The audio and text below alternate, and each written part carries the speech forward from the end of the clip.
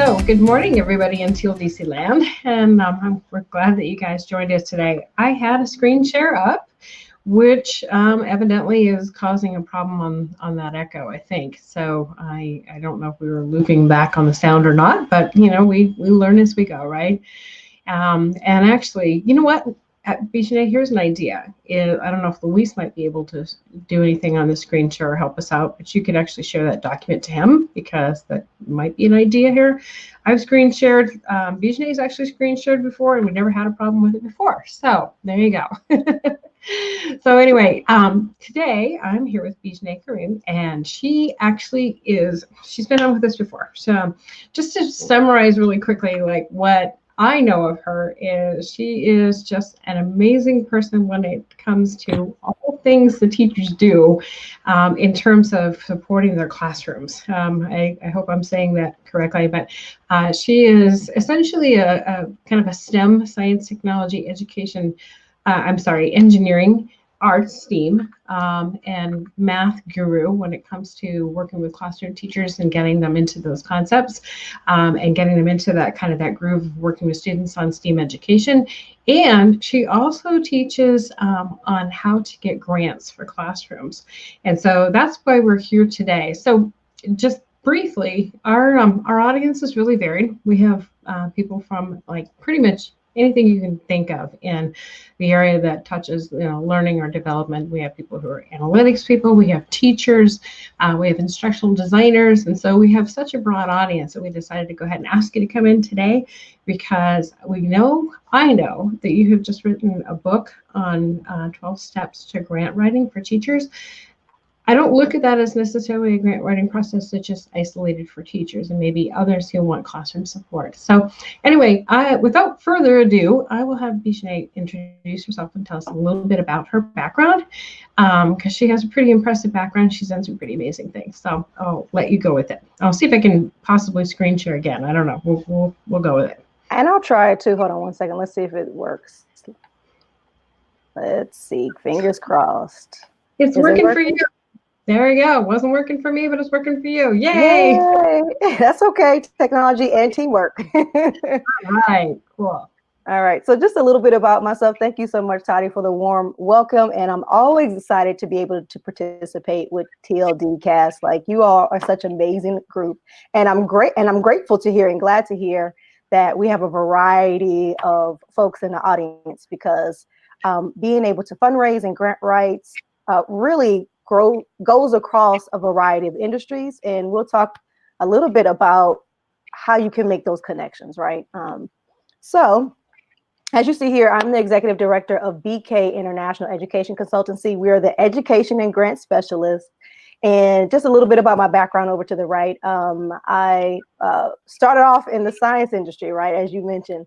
So went to school for biology and chemistry, transitioned into the wonderful world of education, where I married my two loves of education and science, and also obtained a leadership degree as well. And so the book, or the steps that included in 12 Quick Steps to Writing Winning Grants, really merges those two loves. It unpacks the science of grant writing that's easy for any educator, instructional designer, curriculum designer, talent and development, coordinator would be able to respond and relate to. And so one of my passions is professional learning experiences, which I think most of us do have that passion as well. And then whenever it's safe to do so, again, traveling abroad is also one of my passions. It's just a great way to grow professionally and personally, and to develop like cultural competency and sensitivity. So that's a little bit about me. Yeah, no, I would second that. I have to say that I started traveling in my early 30s. And, you just don't have that perspective, I think, until you do get outside of your own borders. And, I did crazy things with my kids when my daughter was in junior high. We did what I called the whirlwind eco tour I took her out of school. Yeah, wow. I did that. And I had her over with me in Europe, and I had her in a number of countries that had, electric powered trains. So, we were there for touring, but we were also there to really get a view of what, other countries were doing in terms of, climate effects and things like that. And then on the way back, she and I went through Iceland. So we spent about a day and a half in Iceland. I'm so jealous. Amazing. We did a quick tour, of some of the geothermal uses in Iceland, which, everything is pretty much geothermal powered there. Came home, I think we were home for a week, and then we ended up going down to the Caribbean, down to St. John, where there is an ecotourism campsite. And so we spent our week living off the grid on the side of a hill in a cabin that was solar powered and with a composting toilet. So, that was what we did. And so the great, essentially the climate focused tour. So you had a STEM tour is what you had abroad. I love it. It was so cool. And, it's like I was not apologetic at all to, my child's school, because I felt like the things that she had seen and experienced were just amazing compared to what, she would have been doing in a classroom during that time. So, yeah. And she's my little smarty. So not to say my son's not smart. He can be smart, but in a different way. But my daughter, she actually works in science. So it's pretty cool. Awesome. Go ahead. No, but that's great. You're bringing the learning to life, right? Bridging the theory to real life experiences. Yeah, you can't. Which is exactly what we're doing in the classroom. So exactly. Very cool. So, I mean, the questions that I have are, when it comes to grant writing, like, where does a person start? Okay, because like I remember years ago picking up a book on grant writing and thinking to myself, okay, well, first of all, how do I find grants? Like, how do I write for a grant? Like, what criteria do I have to meet? Do I have to manage that money? I assume I do. And of course, now we've been impacted by COVID, and no time in my history, and probably anybody's history, have we seen scenarios where, teachers are having to do things so much differently in classrooms and online. So, these are all unknowns. So I'll let you begin. And I mean, I know you actually have a lot of interesting facts. So, I'll let you start there and maybe give us some insight. So. Yeah, absolutely. So what I would like to do is just share a little bit, just a couple of questions for the audience, just to get them engaged as well, about their understanding about the education landscape in the U.S. So a question for the audience, the first question, even though it says question number 2, is what % of U.S. public school teachers spend personal funds on instructional materials? And so this was really the catalyst for me in sharing these gems about grant writing in the education space. So in the chat box, what % of U.S. public school teachers spend personal funds on instructional materials? So I'm curious as to what people's thoughts are. Ooh, so I see 100%. I see 100%. Sounds like we might have some educators in the house here. I see 80%. Okay. And I see Avi. So Avi is my former coworker at Sierra Nevada Corporation. Avi. Anyway. Right. And Louise said if not 100%, it'll be pretty close. Yeah, you're absolutely right. So the percentage, according to the U.S. Department of Education, a survey given out to U.S. public school teachers, self-reported, 94% spent out of their personal funds. So this was back in 2018, 2019. So this has increased even higher since the COVID pandemic, right? So this has increased even higher than the 94%. And so this is not even including charter schools or private schools and things of that nature. This is just U.S. public schools, 94%. That is, I think that's just mind blowing to me. That is mind blowing to me. I have another question for the audience. Oh, I'm sorry, Toddi, what were you saying? What's that? Oh, I thought you were saying something. Oh, no, just nodding my head because it's just overwhelming to me. Right, exactly. And so I was an educator myself for over 10 years. And so I was tired of spending my own money in the classroom, and not because I didn't care about the kids, but it's like, okay, there has to be a better way. And so I started grant writing. Pretty much, I just started grant writing. And so I also am curious from the audience, how much do they think was awarded in grants in 2019? So if you go back pre-COVID, 2019, how much grant money is out there or was awarded? Anybody know in the audience, in the chat box? How much money? I'm just going to put my guess out there. Ooh, I see 100 million. I see billions. Okay. Wow. I feel like this is one of those things, like, you know, when you go to college, they tell you that there's all these great scholarships that go unawarded. And I feel like this is probably the same thing with grants, that there's money, but people don't know about it. That's exactly correct. And that, I believe, was the reason why I was successful in grant writing as a classroom educator, is because I did have some experience with scholarship writing from an undergraduate degree. And so again, there's a thread here, right? Like, okay, how are these things similar? What does scholarship writing and grant writing have to do with each other? All right. So how much grant money was awarded? Oh my gosh. Are you kidding me? 400 billion plus. Oh my gosh. That like gives me the chills just to think about how much money's out there. Right. Now, I have to say a caveat there. Now, the money that was awarded, it is based off of a variety of complexity of grant levels, right? So you have federal grants, there are state level grants, there are local grants. But just to know that there is $400+ billion out there that people can tap into, Wow. why not? Why not? That could solve a lot of issues. Absolutely. Oh, crazy. Okay. Yeah. Think about now, some schools are hybrid.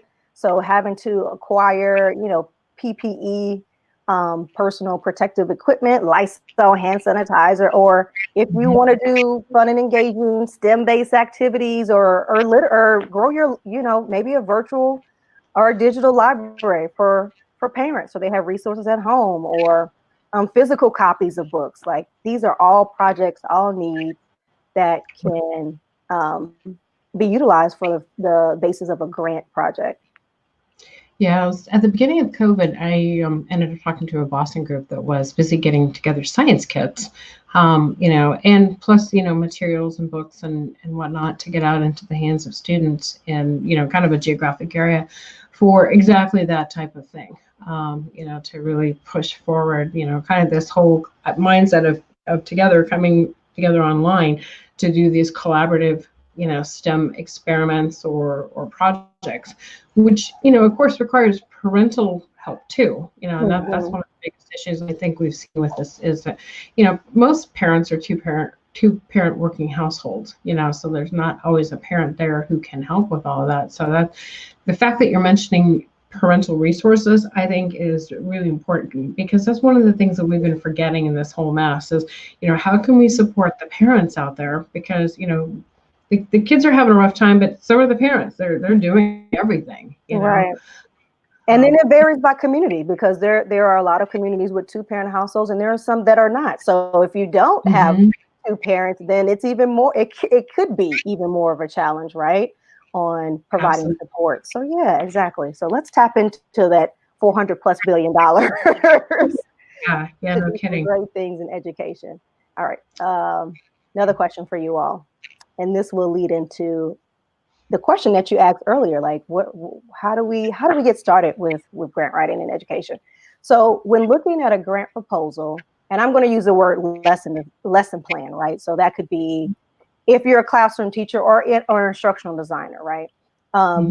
If you're looking at the two, what is different? What is not there? So what does a lesson plan use that a grant proposal does not. So is it A, budget, B, differentiation, C, evaluation, or D, goals and objectives? What would you find in a lesson plan that you wouldn't find in a grant proposal? And we'll talk about why this is important in a second. I would guess a budget. I say that just because I've so many times been given no budget to develop learning materials. Yeah. That's a real fact, right? That's a real challenge. All right, so I'm seeing in the chat box differentiation. I'm seeing B. Okay. All right. Okay. So the answers are going through. Yes, differentiation is correct. So having a quality lesson plan or unit should include some level of differentiation. But B, C, and D, you will find in a grant proposal. And so we'll talk about that in 1 second. I want to talk about the connection between the two. So as an instructional designer, what does instructional design have to do with grants, right? So I'm breaking it down here for you in a Venn diagram, my favorite. Venn diagrams, they can compare like two concepts, right? They show you how things are different, how things are similar. On the left side, we have the lesson plan. On the right side, we have the grant application. And if you notice in the middle, there are so many similarities between a lesson plan and a grant application. Mm-hmm. So both should start off with the need. So to answer your question you had mentioned earlier, where do you go get started? Where do you find funding? You don't start with the funding in mind first. You start with the need. So what is the need of your target audience? So that rings true for a grant application or for a lesson plan. What are the needs for your learners? What are the needs of your target group? And then you go into designing goals and objectives, activities, a timeline, evaluation, metrics, and then materials. What materials are you going to need, for your lesson or for your grant application to be successful and to change whatever behaviors or perceptions of your learners or target groups, right?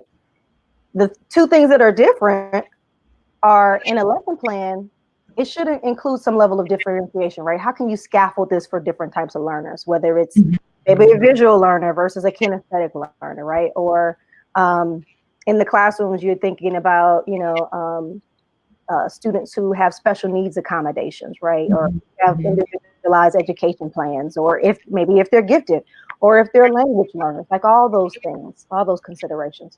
But in a grant application, as you mentioned earlier, while a lesson plan may require some funds that oftentimes they do for those materials, that is normally a budget is not written into a lesson plan. But for a grant application, you would spec out, a budget, everything from personnel to those materials and things. So this is the connection that I wanted to show everybody, that those out there in TLD CAS land, if you're an instructional designer, curriculum designer, in talented development, or a classroom teacher like I was, you can leverage the skills that you already have a foundation in to be able to acquire funds. One question, if you are doing a needs analysis and you come forth and you say, okay, I have this need, do you have to validate that need in any way? I think about that from the perspective of, like public funding. I mean, if we fund something publicly, we normally have to validate that there's an actual need there. Is there any requirement for that? Or are you just able to say, okay, this is my need? Yeah, so it's going to vary depending on the funder. So as I mentioned earlier, grants complexity can vary, right? Depending on who's funding it and what the requirements are. Typically for classroom grants, they are a little bit more relaxed. But you should use best practices in terms of providing data and the data source for the need. So, so for example, when I was in a classroom, I wrote a grant for books for boys specifically, because I qualitatively or anecdotally noticed, like, oh, it was a struggle getting some of my boy students to read, right? And I was like, okay, what I'm always thinking about process improvement. So what can we do to engage the learners? How can I shift the learning space? So thinking about what am I offering first, instead of just pushing it on like, oh, it's something wrong with the students, right? So what can I do to change the learning space? Sure. And so at the time, graphic novels were becoming popular. And so these are books that look like comic books. But they, they're engaging, they're fun, they're animated, they include pictures for those visual learners, and it still has text, great level appropriate text. So I wrote a campaign to get books for boys. And it was based on the needs. So I could show, test scores, and I could also write I included my anecdotal notes for that particular grant project. Yeah, and if you're lucky, you can find research as well to back it up. So very cool. I have to say, I just learned about something new that I didn't know about because I'm not a classroom teacher. Is Google Scholar, to be able to find research and publications. So I'm like, that's kind of a new tool. Yeah, absolutely. So yeah, you can definitely find research out there. And again, it depends on the level of complexity of the grant. Like always starting with the need based on data. So you have a claim, this is your need. How do you know what's your evidence, which is your data? If you're going to research, sure, not throw it in there, but yeah, provide that. But yeah, as you get into more complex grants, federal grants, yeah, that definitely will probably be a baseline as a requirement, depending on the type of project. Okay, interesting. Yep. Very cool. Great question. Interesting. Yeah, I don't typically think about the grant process as being so close to what we normally do when people like myself or my friend Avi out there, we had to write, needs analysis for the things that, we produce in, the corporate world. But you would have to do the same thing, to basically justify what you're asking for in a grant. So it's a good overlap here. And I think most of us are actually pretty, we're comfortable writing about these things, and really kind of proving the concepts out. So, all right. So now we get to the steps. So I know you have steps, so it looks like you got a couple you're going to show us. Yeah, and I'm glad you mentioned about the needs analysis because, as I mentioned before, you don't start, looking for the money first. You first find out what your needs are first, and then you find a funder that has a mission in support of what those needs may be. So there are 12 steps, and the 12 quick steps to writing winning grants, of course. And here are the first 3, and they all have to do with data. And so you can do this a variety of different ways. I say start with, collecting data, analyze the data, seeing kind of what stands out, if there are any themes, trends that you're noticing. If there's any way to unpack that further, it's helpful because sometimes data is one-dimensional. You may not get as to the why, what you're seeing, right? And then based on the data that you have and looking at trends and themes and things of that nature, set on what you want, the one thing that you want to focus and target on.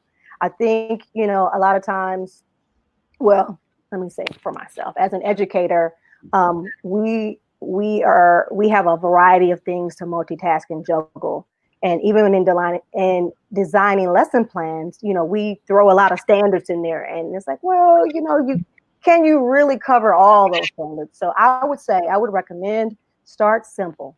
Just start simple. Start with one area that you want to focus on for helping to support learners. So focus on one need that you want to address. And as you get more experience under your belt, then add some more things to that. But keep it simple. Start simple. Okay. And actually, you bring up a question that I had for you as well. It's like, is that part of what you need to do for maybe certain grants is to identify the standards? There's a couple different standards out there for classrooms. In Massachusetts, we use Common Core. Are those things that have to be part of your identification that aligns to your needs analysis?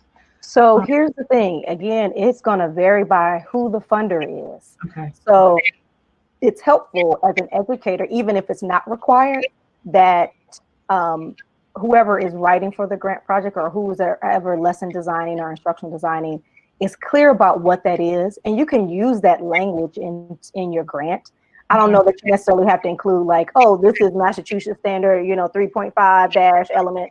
I don't think you necessarily have to do that, because whoever is reviewing the grant, they may not be an educator themselves. Okay, good point. They may not be an educator. They may come from a different background, so that may not necessarily resonate with them. Okay. But definitely connecting the standard to the need would make sense for your project rollout. Okay. Yeah. So persuasive, I guess, more than necessarily referring back to standards. And I hadn't really thought about the fact that somebody might just be, might just go. Yeah. So you definitely want to be mindful of, like, in every industry we have acronyms we use, right? So definitely be mindful of not just throwing out acronyms if you haven't defined or spelled out what those acronyms are, because again, whoever's reviewing the grant, who knows what background that they have. And so, taking the CRCT or whatever may not mean anything. So the same thing that we tell students when we're having them to write and practice their writing and write for us is make sure that it's clear, and being mindful of your target audience. So even though you may know it, you want to make sure that you break it down so it's clear. Okay, interesting. All right, so 12 steps. So tell us more about like your book. Yeah. I actually have a copy. I did. Yeah. I'm like, I want to know more about this. And I'm sure, because you've boiled it down to what you're calling 12 simple steps. And I think, okay, within each of those steps is definitely some more complex processes. And I'm thinking about the amount of time that a teacher or somebody who's doing classroom grant writing would spend, to get this money in-house to be able to utilize. So, kudos to you for doing this, because, again, like I said, I wouldn't know where to start. I'm a pretty good writer, and I'm a strong writer for persuasive arguments, and obviously I can write a curriculum plan, but I wouldn't have thought about this. So this is a good guidepost. Yeah, and that's exactly what I wanted to do, is just to let folks, well, not let folks, but definitely educators, instructional designers just know, like, hey, this is something you already have a skill. Like, you can bridge what you're doing over here into this other area if you so desire. So I'm glad that you have a copy. I have a copy right there. And I have a workbook that's available. The hard book will be coming out fairly soon, but I like the workbook because it's simple to read. It's not like a gazillion pages. I know educators don't have a lot. They don't have a lot of time, right? And you can write in the book. It's workbook style. It has comprehension checks embedded in there as we go over content. There's colored graphics. So the graphic that I showed you earlier is in there as well as the full step. So it's just a great reference. If you want to highlight and tab and come back to later, it's there for you to be able to do so and make it your own. So. Okay. Yeah, actually, I'm excited about it, because I've been wanting to write some and ask for some grants for some very specific things that I'm interested in. And I'm not a classroom teacher, but I'm hoping to fill some needs. So that's correct. That's right. And guess what? As I mentioned earlier, I realized that scholarship writing and grant writing are similar, right? Same thing with needs analysis, designing lessons, curriculum, things of that nature. And as you start to continue to write them, you know they're asking the same questions. And this is for education grants. This is for nonprofit grants. This is for small business grants. They ask the same type of questions. That's a really good point. And it all starts with the writing skill and the ability to construct an argument, which, I have to say, the folks that are a part of this crowd at TLDC, I think that's one of our strong suits that we probably don't talk enough about. I think we have a really great collective pool of strong writers. So, those are things we can all leverage on this. And think about it too. It's like, if I wanted to volunteer for a school, like one thing I could offer to do is to start applying for grants and do grant writing. I actually still volunteer with my daughter's charter school, just because amazing. They serve an amazing need in the community. They actively take on kids that have special needs, and so, I'm just thinking, I've never considered the idea of helping them, write for grants. So yeah, absolutely, a great way to volunteer, and I'm more than sure that that the schools would be welcome would welcome that skill set that you have, especially given now there's a lot of budget cuts with schools.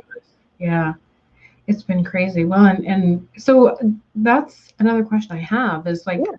first of all, where does a person find these? Like, how do you start finding the grants? Like, is it just, is it Google searching? Are there places where they might be listed? And next question is, are there things now available just for COVID needs? I would assume so, but I'm thinking, people probably had to scramble in terms of their grant offerings. So I'll leave those two questions there. Yeah. So the answer is yes and yes. Yes, you can go on Google and start to find grants, any and all kind of grants, Okay. as well as, yes, there are also COVID-based grants as well. Okay. So there are, the philanthropic community notices that there is a need because of COVID, and so they are shifting their funding priorities to help support communities in that area. Even in the small business area, nonprofit area, education area, like there are tons of COVID relief grants is what they're calling them. Money is coming down from federal, trickling on down to state level, even foundations.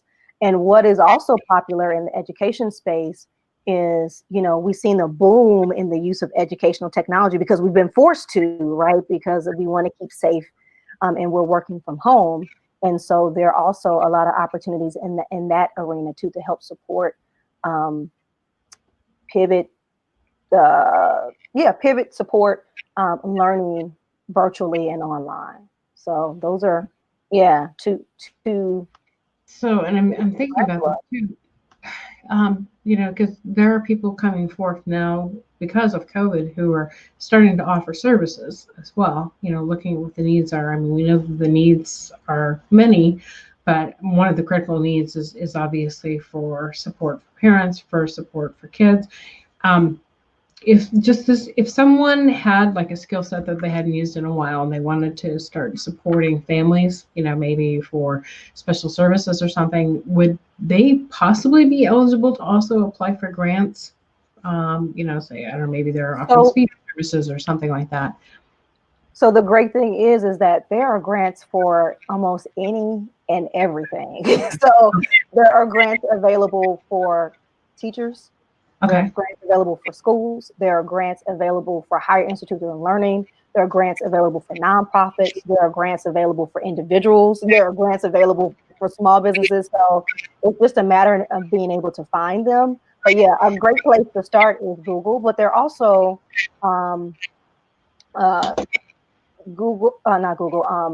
what they call funding alert sites as well. Just like if you're applying for, or you're looking for jobs, say you're searching for jobs, and instead of going on every day, you sign up for a job listing alert based on like your keyword criteria. They have some grant alert sites that will do that as well. Now, the caveat is that, some of those are fee-based. You would have to pay a fee for those. But if you start in Google, it's a free place to start, as well as crowdfunding. Crowdfunding is another place to start as well. So crowdfunding is simply just what it says. There's a crowd of people who are funding their project, and it usually happens on an online platform. So most people have heard of GoFundMe, right? Yep. So GoFundMe is an example of crowdfunding, and I would classify that as a grant because you wouldn't have to pay it back. You would have to follow whatever you put in the GoFundMe profile once you receive those funds. But you don't have to pay it back. So, so crowdfunding, great place to start. Google, great place to start. Okay. Yeah, and I honestly, because I'm not in this loop, I would never think about there being like anywhere where I could get notifications for grants. Like I have a lot of connections amongst people who, work with community organizations and stuff, but these are pieces that I've never gotten into before. So, it's all new to me, which is why I'm really excited about the fact that you're teaching grant writing. I'm like, all right, I can apply this in a lot of different ways. This is a weird question too, though. If you don't have to pay something back, then what is the criteria for using that money? Are there benchmarks that you're expected to meet? Like I think about usually scholarship money is just given and then you kind of you use it to pay for your books, you use it to pay for your tuition.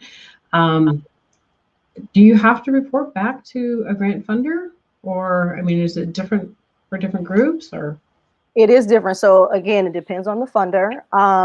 But essentially, whatever that you write up, either on your crowdfunding page or in the grant application, and this is what you say that you're going to do based on the needs.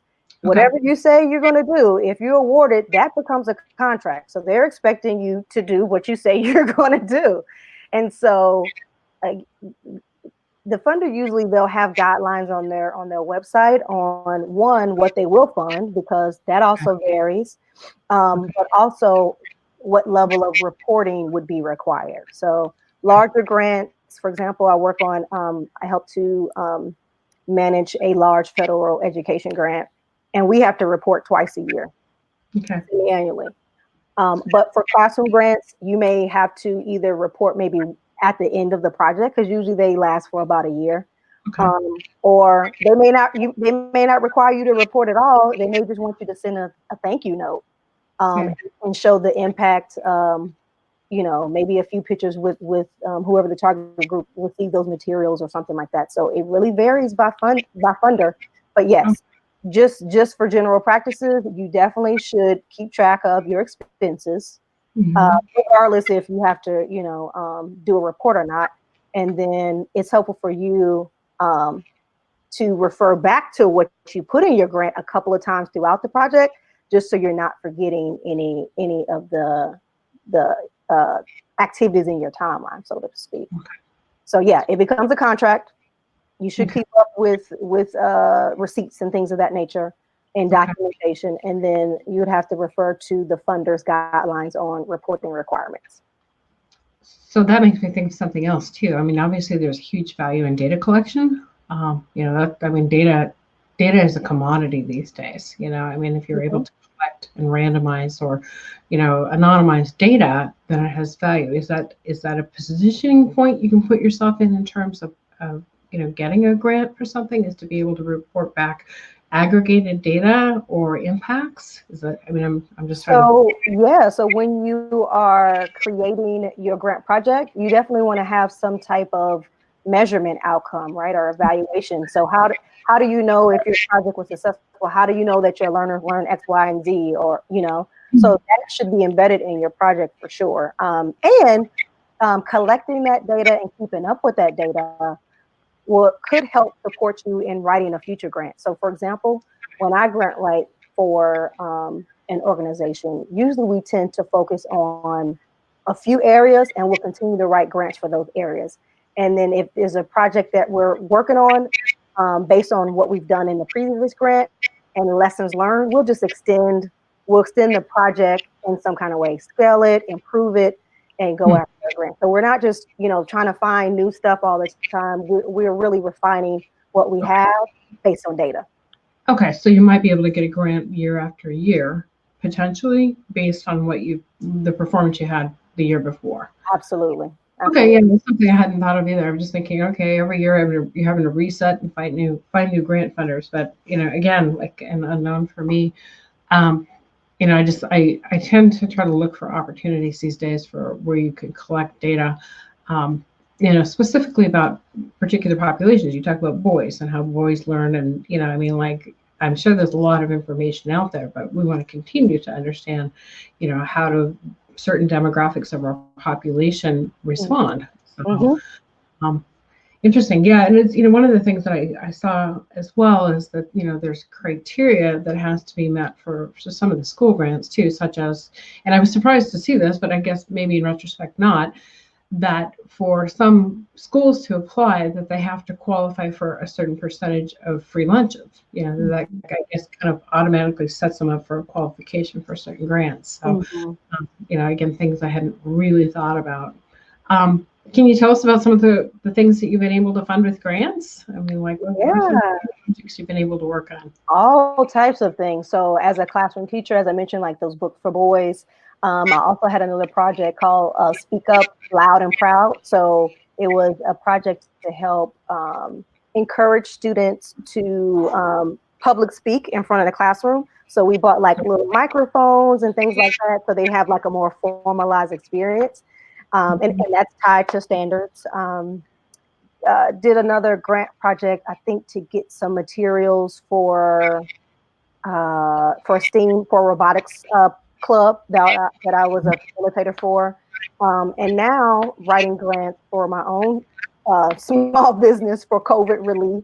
Wanted to support like a STEAM-based program that immerses both teachers and students in project-based STEAM learning online.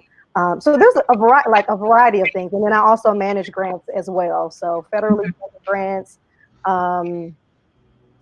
foundation grants. You know, it just runs the gamut. So yeah, I've definitely put all my experiences and gems and perspectives that I have in the whole grant life cycle, whether it's from writing a grant to reviewing grant applications to creating requests for proposals to managing grants into the book, just to give people a great place to start and to connect to what they already know how to do. Okay. Yeah, and I'm thinking in terms of teachers, it's like, you know, teachers are already doing everything. So Exactly. carving out the time You're to right. learn how to do this and to take the time to grant, right? If you can sort of shorten that process for them a little bit or give them some nuggets, you know, on like what their benchmark should be, to me, that's a big deal. You know, if they know that they can, you know, structure 2 or 3 sentences that, you know, summarizes the need and what they plan to do with something, you know, and you've taken that behemoth of, oh my God, how am I going to do this, and boiled it down to something that they can handle in maybe an evening, like in free time. That's a big deal. So interesting. What about like travel and stuff like that? Because you mentioned that you travel, and we talked about the value of travel, and I know that schools do things like that. You know, when we're ever back together and have travel again, and I'm very hopeful on this.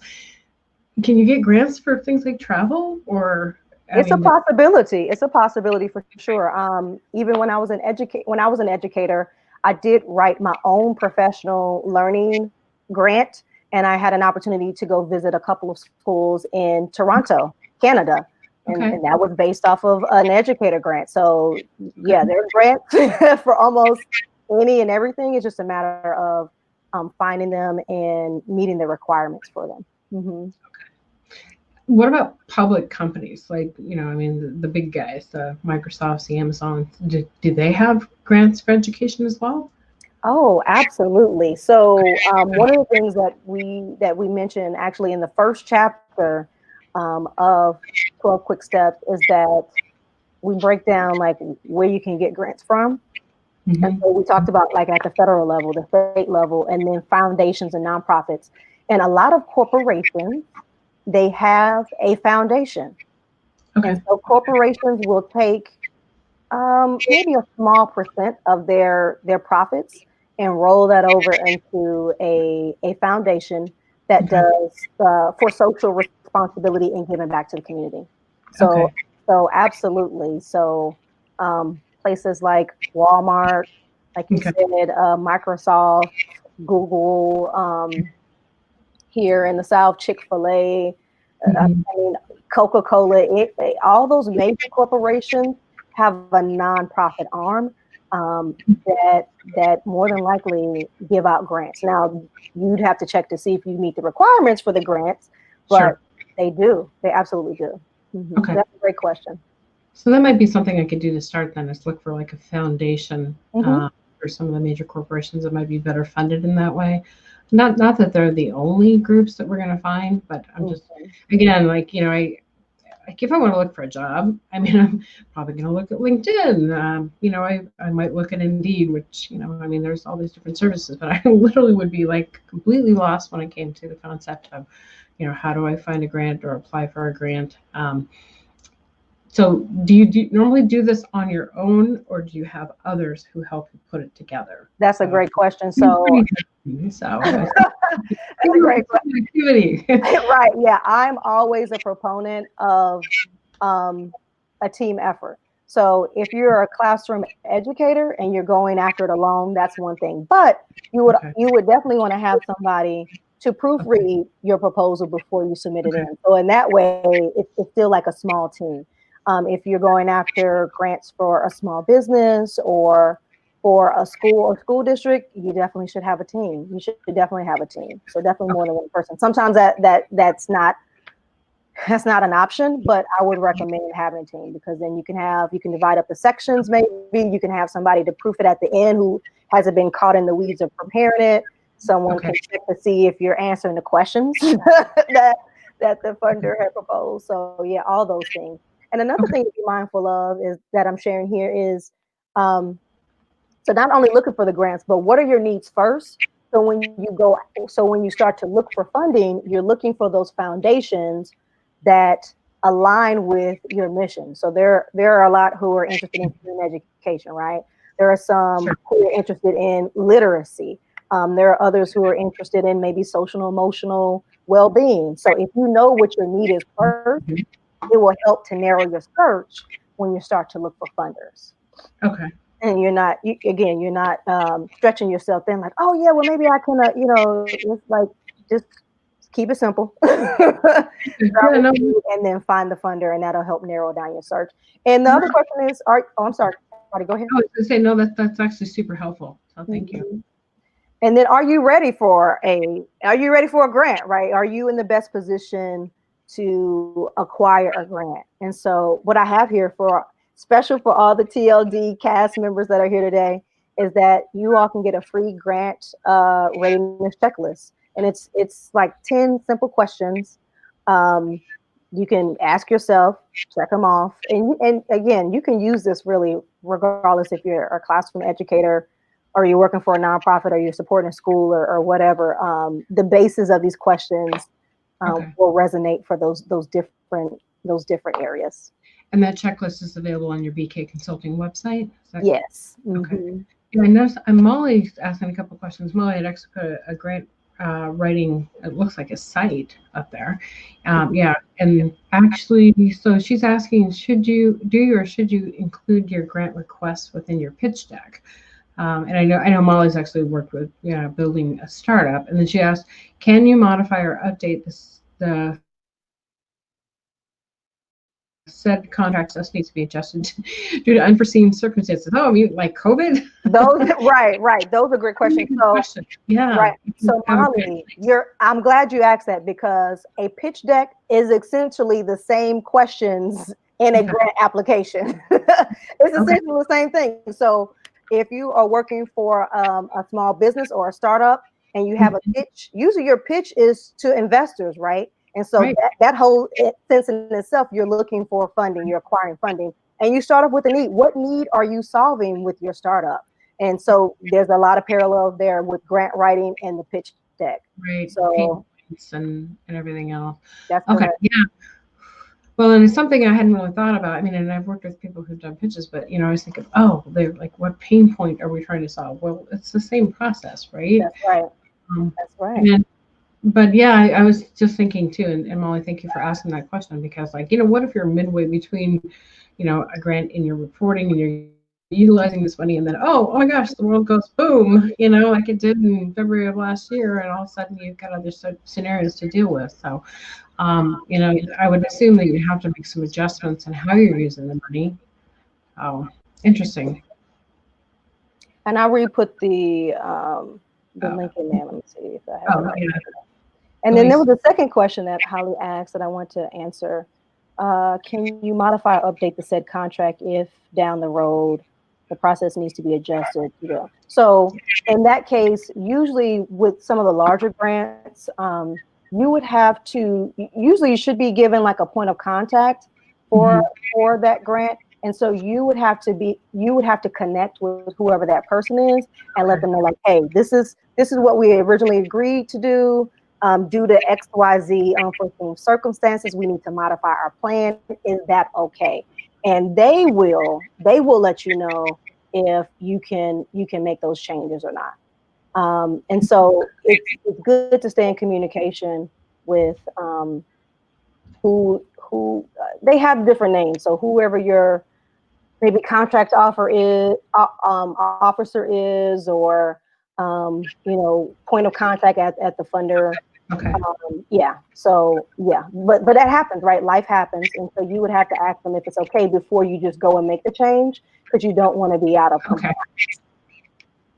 Okay. Thank you, Yeah, it sounds Louise. like it's too for our jobs. I mean, I think about the fact that we manage money and have to report to, our sources, even in our daily jobs. If we're going to change if we're going to change how we're going to spend money or a time frame or something. And again, it's always about managing the expectation and communicating, right? You just have to be a really good communicator to do this. So that's pretty cool. Okay, Louise said that the link works. Yay. Okay, thank you. I used the wrong initial link. I used TinyCC and TinyURL, and I got them confused. Sorry. Thank you for that Oh, catch. yeah. No, it's okay. We get past all of our little technical difficulties. So we're getting close to our time here. How can someone reach you, and how can they find the book? I mean, I'm really curious. Like, I know that you're teaching classes as well. If somebody wants to do a little bit deeper dive and learn with you on about grant writing, and I promise you, we won't drive you crazy. But how can people reach out to you to ask questions? No, please do. So, I am happy to help, and I'm here to help. And so here are some of my socials. So I'm on Facebook, LinkedIn, Twitter, as well as YouTube at BK Consultancy. And then I just finally emerged to Instagram. oh wow. Yeah, I know. It's been a long time. It's like, why is it taking so long? And so I'm at BK_consultancy on Instagram. And so yeah, so you can go there. You can go to the website. We have information about those grant writing courses where I'll actually coach you in 3 weeks on unpacking the book and how to write a grant in 3 weeks, pretty much. This year we'll also be releasing an asynchronous course, so you can take it, in your own place and space. And then of course you have the book. The book is on Amazon. Okay. Super easy. Thank you, Molly. Okay. Super easy to access. And if you happen to be a Kindle Unlimited holder, you can get an ebook copy for free. So trying to make it available and affordable for all those sharing these gems. Oh, it's definitely affordable. I mean, I mean, it's a really good resource, and I'm working on some projects right now for some things that I'm volunteering with, and I'm just thinking, oh my gosh, this is like such a great resource. But what really blows me away? Well, first off, the amount of money that teachers are spending for classrooms, because they most of them don't make enough. There's a few places where the teachers make decent salaries, but not in most of the U.S. they don't. That's correct. Waste at $400 billion. I'm like, are you kidding me? Like, seriously, I'm blown away by the fact that there's that much money available, and I'm sure some of it goes unclaimed because nobody knows it's there. So, right. Or they tend to give it maybe to the same people who applied that do know about it, right? So yeah, let's get into that. Let's get a piece of that. Yeah, absolutely. No kidding. Well, thank you so much for coming and talking to us about this today. Like I said, it's a little bit different from some of the things that we normally do, but I like to have guests on who talk about other things that we do. We're pretty much all instructional designers in some capacity, so we talk a lot about that. And right now, because especially because of COVID, not like this hasn't been in existence before, but we have a lot of needs where students and teachers are concerned, and they do the heavy lifting, to get our kids educated. I mean, I think about how it was when my kids were young, and I spent a lot of time with them, but I also worked full time. And I can't even begin to fathom what it must be like to be a single parent with a couple kids in the house, trying to do your job and help someone with homeschool. So, I mean, my hearts go out to them. So. My hat's off. My heart, like you said, yes, absolutely, goes out. And the ones that are teaching in the classroom. I mean, the huge risks that they're taking as well. So, if we can get some grant money for even things to help make them safer in the classroom, I mean, that's a big deal. So. Cool. Well, this has been awesome. And everybody, thanks for jumping in and joining us today. And certainly, reach out to Bejanae if you need help. And she's actually really quick to respond to things. I know I'll send her an email. She'll send me something right back. So. That's what I said. I'm here to help. Okay. Well, everybody have a great day and take care. Happy Bye-bye. Friday.